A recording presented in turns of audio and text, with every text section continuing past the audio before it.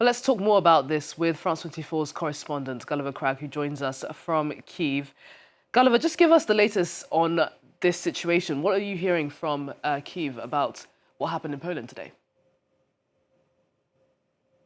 Well, I've been looking at what the Poles have been saying. I was just checking to see if there's any new information, but they don't seem to have said what type of drones these were. This drone that was neutralized is the word that they've been using. It was flying over the Belweder, which is a palace in Warsaw used by the president and for official functions in general, and very nearby, perhaps more importantly, the Cabinet of Ministers building where Donald Tusk, the Prime Minister's office, is. And it was Donald Tusk who commented it directly. The one piece of information that he said, which I think is quite important to stress, is that these drones did not fly into Poland from across any border. They were clearly launched somewhere nearby. It's that kind of drone. As you said, I think 2 Belarusian citizens have been arrested in connection with this incident. That's all we know so far. And Gulliver, this is of course coming at a time of heightened tensions as the Kremlin already declares that it's at war with NATO already.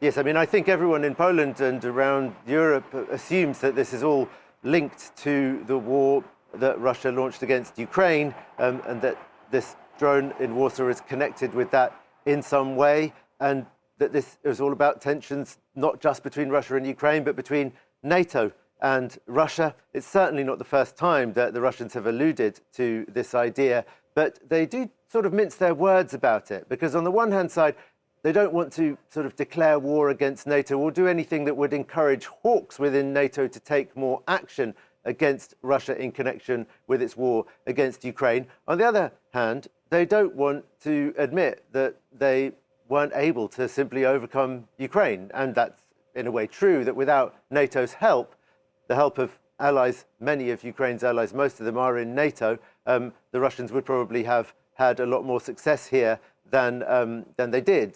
The fact of the matter is that more and more of the weaponry used in Ukraine with each passing month is actually made in Ukraine and developed in Ukraine, but certainly NATO assistance has been crucial to Ukraine's defense, and Kyiv certainly hopes that it will continue to be that way. I'm not sure whether or not the new declarations coming from Dmitry Peskov today really indicate an uptick or a escalation in the Russian rhetoric, but the incursion of 19 or 20 or 21 drones quite far into Polish airspace a few days ago, and then just a couple of days later, one was flying around in Romanian airspace for 50 minutes, according to the Ukrainian President Volodymyr Zelensky. Those actions certainly are being seen as a kind of escalation.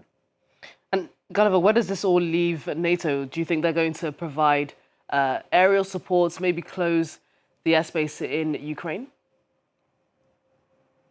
Well, Ukraine, if you remember in 2022, Ukrainian leaders and Ukrainian public opinion and social media were crying out for NATO to close the sky over Ukraine. And at the time, that was deemed to be impossible because it would involve NATO armies bombing targets within Russia.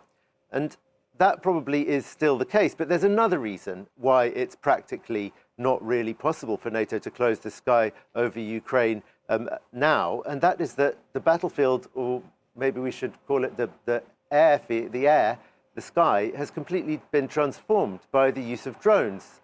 Only 19 or 20 or 21, sorry for this ambiguity about the figures, drones crossed into Polish airspace, and they weren't even able to shoot them all down, or perhaps they just decided they couldn't afford to because it cost millions of dollars for the missiles used to shoot them down.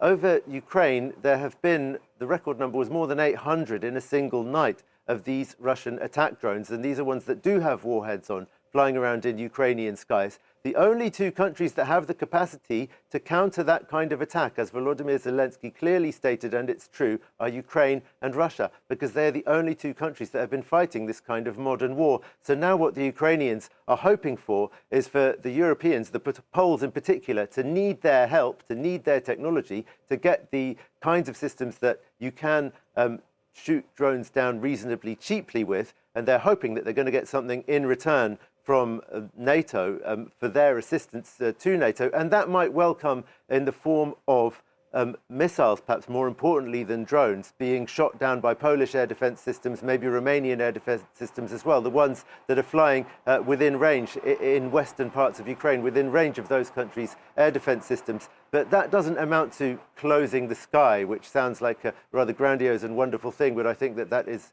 simply something that Ukrainians can only dream of now for practical as well as political and geopolitical reasons. Gulliver, appreciate that update. Thank you so much for bringing us up to speed there.